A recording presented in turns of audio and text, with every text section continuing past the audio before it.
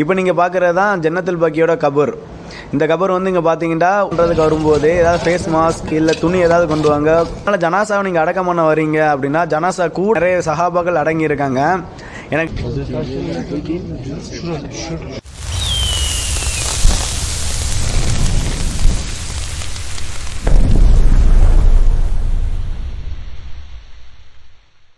அஸ்ஸலாமு அலைக்கும் ஃப்ரெண்ட்ஸ். இப்போ நீங்கள் வீடியோவில் பார்க்குறது தான் ஜன்னத்துல் பக்கி.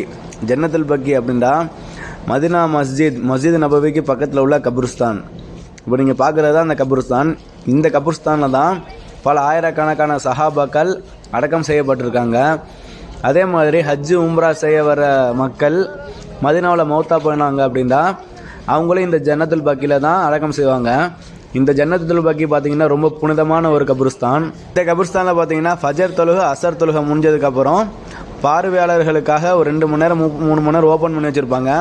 அந்த டயத்தில் நம்ம உள்ளே வந்து துவா செஞ்சுட்டு போகலாம். அது போக நீங்கள் இந்த ஜன்னத்துல் பக்கியில் ஜனாசா கூட வந்து ஜனாசா அடக்கம் செஞ்சுட்டு கடைசி வரைக்கும் இருந்து துவா கேட்டுட்டு போகணும்னு ஆசைப்பட்டீங்க அப்படின்னா தொழுகை முடிஞ்சதுக்கப்புறம் ஜனாசாவை இங்கே தான் கொண்டு வருவாங்க. நம்ம ஜனாசா கூட சேர்ந்து வந்தோம் அப்படின்னா உள்ளே அலோவ் பண்ணுவாங்க.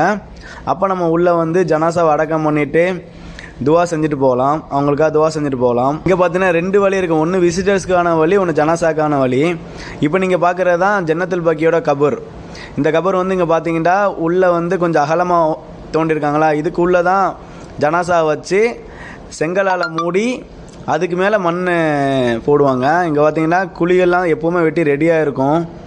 இங்கே ஜனாசாவை அடக்கம் பண்ணுறதுக்கு வரும்போது ஏதாவது ஃபேஸ் மாஸ்க் இல்லை துணி ஏதாவது கொண்டு வாங்க. கொண்டு வந்து உங்கள் மூக்கு மூஞ்சிலாம் மூடிக்கிறீங்க.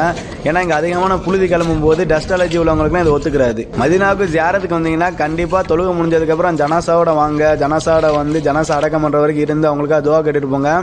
அல்லாஹ் ரப்புல் ஆலமீன் நமக்கு வந்து நன்மையை கொடுப்பான். நான் வீடியோட ஸ்டார்டிங்கில் இங்கே 2 வழி இருக்குன்னு சொல்லியிருந்தேன்ல. ஒரு வழியில் ஜனாசாவை கொண்டு போயிடுவாங்க.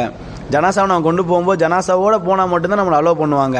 கொஞ்சம் ஒரு 10 அடி 20 அடி ஜனாசாவுக்கு பின்னாடி தள்ளி வந்துட்டோம் அப்படின்னா நம்மளை விசிட்டர்ஸ் போகிற வழியில் அனுப்பிச்சி விட்ருவாங்க. நம்ம விசிட்டர்ஸ் போகிற வழியில் நம்ம போயிட்டோம் அப்படின்னா ஜனாசா போகிற வழியில் நம்ம போக முடியாது. ஃபுல்லாக செக்யூரிட்டி கார்டு போலீஸ்லாம் இருப்பாங்க, நம்மளை அலோவ் பண்ண மாட்டாங்க. அதனால் ஜனாசாவை நீங்கள் அடக்கம் பண்ண வரீங்க அப்படின்னா ஜனாசா கூட வாங்க. ஜனாசா கூட வந்தீங்கன்னா அவங்க ஸ்டாப் பண்ண மாட்டாங்க. நம்ம ஜனாசா கூட போய் ஜனாசா அடக்கம் பண்ணுறது, அவங்களுக்காக நம்ம துவா கேட்டுட்டு ப்ரேயர் பண்ணிட்டு வரலாம். இந்த கபிரிஸ்தானில் தான் ஆயிஷா ரலியல்லாஹு முஹம்மது நபி ஸல்லல்லாஹு அலைஹி வஸல்லம் அவரோட 3 பசங்க, இந்த மாதிரி நிறைய சஹாபாக்கள் அடங்கி இருக்காங்க. எனக்கு சரியாக யார் யாரோட கபூர் எங்கெங்கே இருக்குதுன்னு தெரியல. நம்ம தவறான கருத்தை சொல்லிடக்கூடாது அப்படிங்கிறதுக்காக தான் நான் அது எதுவும் சொல்லலை. ஜஸ்ட் வீடியோ பாருங்கள். இதான் ஜன்னத்துல் பக்கி. இன்ஷால்லா அல்லாஹ் ரப்புல் ஆலமீன் நாளைக்கு இந்த வீடியோ பார்க்குற உங்களையும் இந்த இடத்துக்கு வர்றதுக்கு அல்லாஹ் நாடுவான். ஃப்ரெண்ட்ஸ், இதுபோல் பல வீடியோக்கள் மதினாலேருந்து நம்ம சேனலில் அப்லோட் பண்ணியிருக்கிறோம். மறக்காமல் கிளிக் பண்ணி பாருங்கள். வீடியோ பிடிச்சிருந்தால் லைக் பண்ணி ஷேர் பண்ணி கமெண்ட் பண்ணுங்கள். நம்ம சேனலில் மறக்காமல் சப்ஸ்கிரைப் பண்ணிக்கிறங்க. இந்த வீடியோவை மறந்துடாமல் உங்கள் ஃப்ரெண்ட்ஸ், உங்கள் ஃபேமிலி மெம்பர்ஸ் எல்லாருக்கும் ஷேர் பண்ணுங்கள்.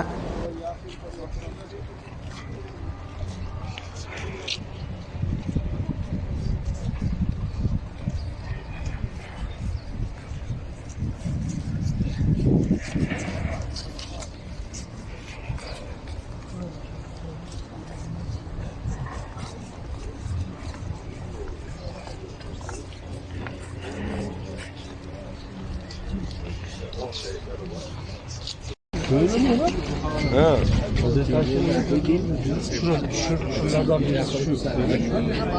Şu Deoda Osman'ı mı? Deoda Osman'ı değil mi? Çok önemli. Sağda.